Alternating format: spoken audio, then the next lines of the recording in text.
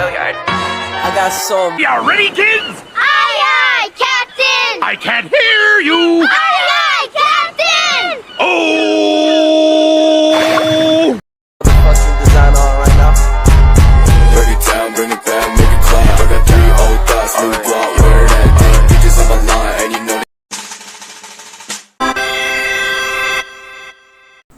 Kali ini saya akan membahas tentang pertahanan, keamanan, penegakan hukum, dan keselamatan di laut. Jadikan laut masa depan bangsa dan Indonesia menjadi poros maritim dunia.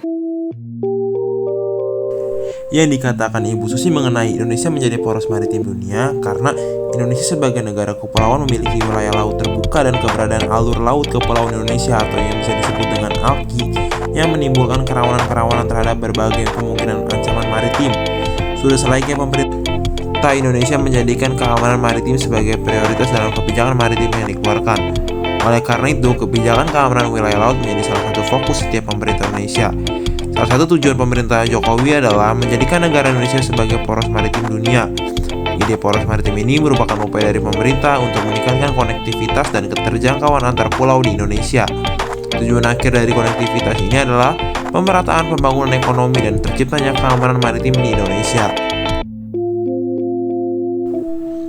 Pertahanan merupakan kekuatan bersama antara warga sipil dan militer yang diselenggarakan oleh suatu negara untuk menjamin integritas wilayahnya, pelindungan dari orang dan atau menjaga kepentingan-kepentingannya dari ancaman yang muncul.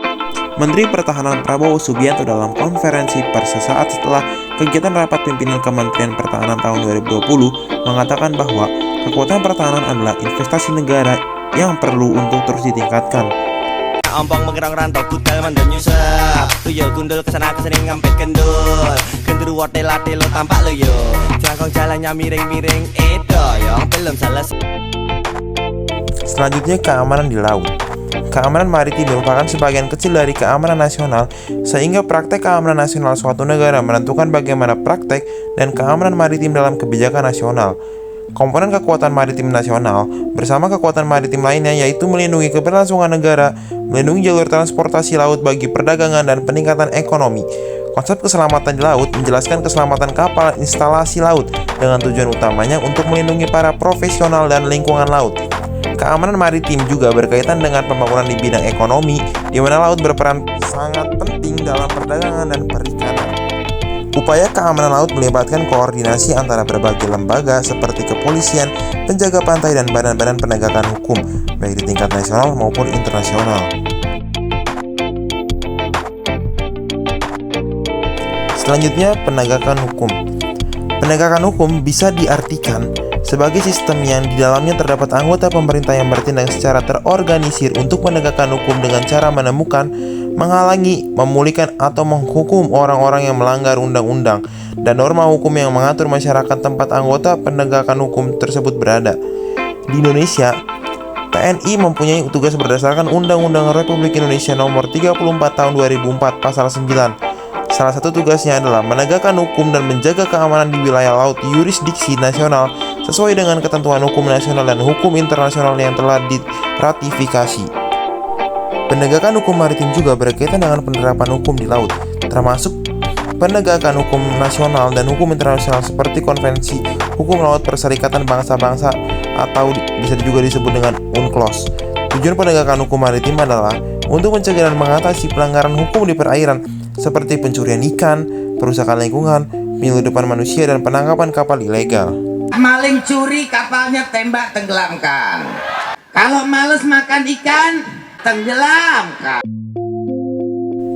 Dalam program Distinguished Head Visitor atau DVP oleh Direktur Jenderal Perhubungan Laut, selain rutin melakukan kampanye keselamatan pelayaran, secara teratur Ditjen Perhubungan Laut memberikan bantuan teknis kepada pelabuhan-pelabuhan di seluruh Indonesia, pengadaan proyek percontohan pelabuhan serta asesmen langsung ke pelabuhan-pelabuhan. Pemerintah Indonesia juga telah mengkodifikasikan standar keselamatan semua kapal yang melayani rute domestik sehingga semua kapal yang berlayar di perairan Indonesia harus mematuhi standar yang ada. Dari sisi regulasi, pemerintah Indonesia telah menerbitkan Peraturan Pemerintah Nomor 19 Tahun 2019 tentang investigasi kecelakaan kapal. Regulasi ini menggantikan peraturan pemerintah sebelumnya dengan adanya tambahan kode investigasi korban kecelakaan laut terbaru.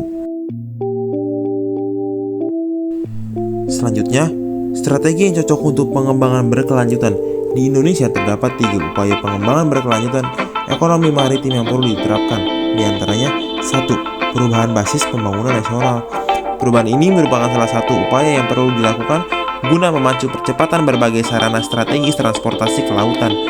2. Memacu percepatan pengembangan infrastruktur dan ketersambungan maritim. Dengan dibangunnya terminal barang yang dilengkapi dengan dermaga, gudang dan lapangan penumpukan peralatan bongkar muat, maka kegiatan di pelabuhan akan semakin dapat ditingkatkan. 3. Regulasi yang sesuai dengan seluruh pihak, baik dalam negeri atau luar negeri. Contoh nyata upaya pengembangan ekonomi maritim dari regulasi yang sesuai dengan seluruh pihak, baik itu dalam negeri atau luar negeri, yaitu 4 hak lintas di perairan Indonesia dengan mencakup hak lintas damai, hak lintas transit, hak lintas alki, dan hak akses komunikasi. Terima kasih bagi teman-teman semua yang telah mendengarkan.